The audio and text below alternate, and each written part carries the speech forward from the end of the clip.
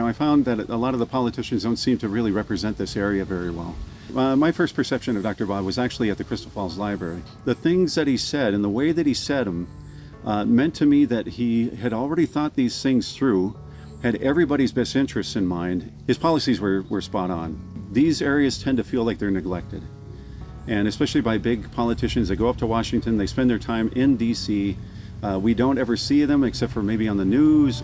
We want somebody who's going to support the policies and the ideas that we have here. He wanted to take the time to come down here and actually talk to people on a one-to-one basis. So yeah, he's here among us and talking to us and listening to us. And I think that's the most important thing, is he's listening.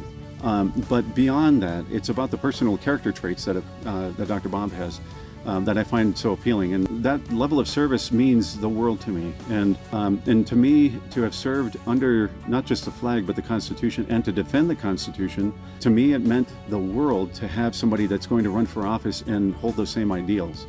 Having served in combat in Afghanistan, and having served during many other wars, and knowing what veterans go through and come back from, they want to have somebody who's going to be wise. And I see that in Dr. Bob being that kind of candidate that's going to support the right issues at the right time and in the right way. That's a crucial element for us. And for me, having served the country, I loved it.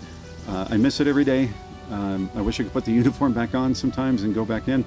And it's something that I think it should be a quality that a candidate should have. Somebody who's served a life of service. He has served. He's served this whole area medically, and especially was even a doctor off and on here in Crystal Falls, which means a lot to the locals. And then, of course, with his foreign service, it means the world to me, especially when I know when I was in Afghanistan, he was just across the border in Pakistan.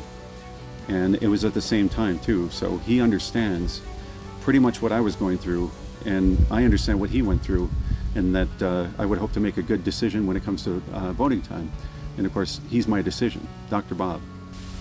What separates Dr. Bob from everybody else is the fact that when I think about the core values for the Air Force, it was integrity first, service before self, and excellence in all you do.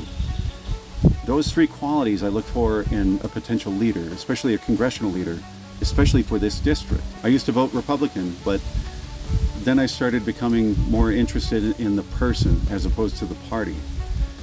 Because, like I said, integrity means everything to me. Knowing Dr. Bob's character, he's going to follow that ideal of service and integrity. And that is something that we desperately need in Washington.